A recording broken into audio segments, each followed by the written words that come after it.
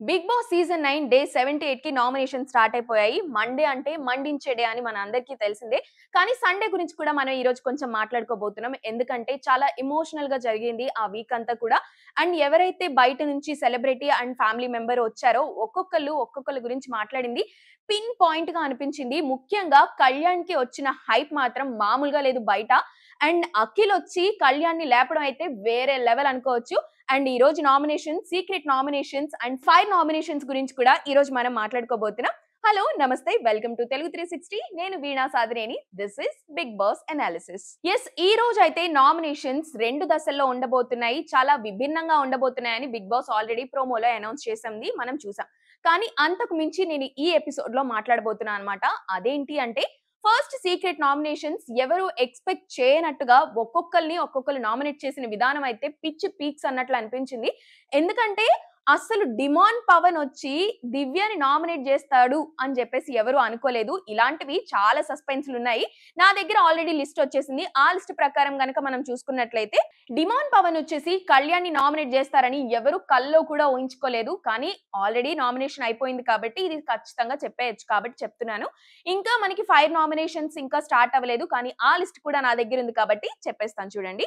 భరణి వచ్చేసి దివ్యాని, తనూజని చేశారు. నామినేట్ చేసిన విధానం కూడా మనం చూసాము. ఎట్లా అంటే వాళ్ళిద్దరూ చాలా చైల్డిష్‌గా బిహేవ్ చేస్తున్నారు. వాళ్ళిద్దరు గొడవలు పడినప్పుడల్లా నన్ను తీసుకొస్తున్నారు అన్న పాయింట్‌ని రైజ్ చేశారు. And for the first time Bharani తనకి తాను స్టాండ్ తీసుకున్నట్లుగా కూడా కనిపించింది. సో భరణి అయితే దివ్యని అండ్ తనుజని నామినేట్ చేసింది మనం చూసాం. తర్వాత తనుజ వచ్చేసి డిమాండ్ పవన్‌ని అండ్ దివ్యని చేసింది. దివ్యాని ఎక్స్‌పెక్ట్ చేయొచ్చు. తనుజకి, దివ్యకి చాలా రప్చర్ జరుగుతుంది. తనుజకి, దివ్యకి చాలా మాటలు కూడా హై అయిపోయాయి. అది నాగ్ సార్ ఆల్రెడీ వీకెండ్‌లో వాళ్ళకి ఇవ్వాల్సిన కోటింగ్ ఇచ్చేశారు. అయినా కూడా అది ఇంకా నార్మల్ అవ్వలేదు కాబట్టి తనుజ దివ్యని నామినేట్ చేసిందని అది ఎక్స్‌పెక్టెడే.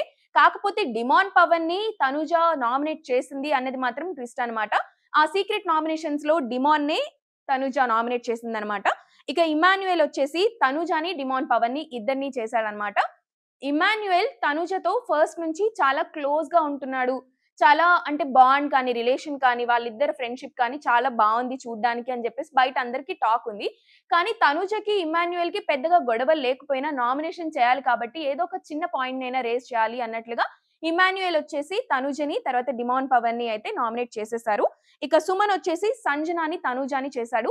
తనుజ లాస్ట్ వీక్‌లో కెప్టెన్ అవ్వడం వల్లో, లేకపోతే తనుజ ప్రతిదానికి గొడవ పడడం వల్లో తెలీదు కానీ ఈ నామినేషన్ ప్రక్రియ మొత్తంలో తనుజ పేరు ఎక్కువ సార్లు వినిపించింది అని మాత్రం కనిపించింది. కానీ సుమన్ వచ్చేసి సంజనాని నామినేట్ చేస్తాడు అన్నది ఇది ఇంకొక ట్విస్ట్ అన్నమాట. సో ఓవరాల్ గా ఈ నామినేషన్స్ లో ఒక ట్విస్ట్, ఒక ఆల్రెడీ గొడవలు జరుగుతున్నాయి కదా! అలా ఇంకొక కంటెస్టెంట్‌ని తీసుకొని నామినేట్ చేసినట్లయితే నాకు అనిపించింది. ఈ ట్విస్ట్ నామినేషన్స్ అయితే అస్సలు ఎక్స్‌పెక్ట్ చేయలేదు. ఎవరు కూడా ఎక్స్‌పెక్ట్ చేసుండరు. ఇలా వీళ్ళు ఒక్కొక్క పాయింట్ చెప్పి వీళ్ళని నామినేట్ జేస్తారని.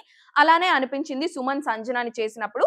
ఆ తర్వాత దివ్య వచ్చేసి భరణిని, తనుజని చేసింది. భరణి ఆమె కోసం స్టాండ్ తీసుకోవడం లేదని చెప్పేసి చెప్పింది. అండ్ దివ్య గురించి మనం ఇక్కడ కొంచెం మాట్లాడుకోవాలి.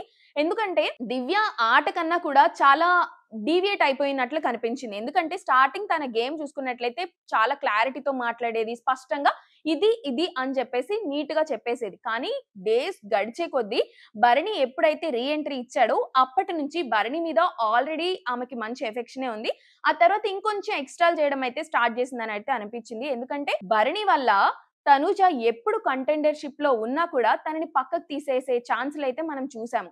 తన ఛాన్స్‌లన్నీ తనుజ ఛాన్స్‌లన్నీ కూడా దివ్య తీసేసింది మనకు స్పష్టంగా కనిపించింది. ఆ రప్చర్ అలానే కొనసాగుతూ ఉంది కాబట్టి దివ్య తనుజని చేసింది. ఇక భరణి విషయానికొచ్చేస్తే స్టాండ్ తీసుకోవడం లేదు అన్న పాయింట్‌నయితే రైజ్ చేసింది.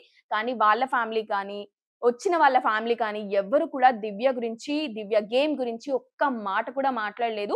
వాళ్ళ ఫ్యామిలీ అయితే కనీసం టాప్ 5లో ఇంకా 5 మాత్రమే లాస్ట్ నంబర్ కాబట్టి అక్కడ కూడా పెట్టకపోతే ఏడుస్తది అన్నట్లుగా ఫిఫ్త్ పొజిషన్ అయితే దివ్యకిచ్చారు. దివ్య వాళ్ళ ఫ్యామిలీనే. మిగతా అందరి ఫ్యామిలీలు వాళ్ళ కంటెస్టెంట్స్ అంటే వాళ్ళ తెలిసిన వాళ్ళు ఎవరైతే ఉన్నారో వాళ్ళని టాప్‌లో ఉంచారు. ఒక్క దివ్య ఫ్యామిలీ తప్ప.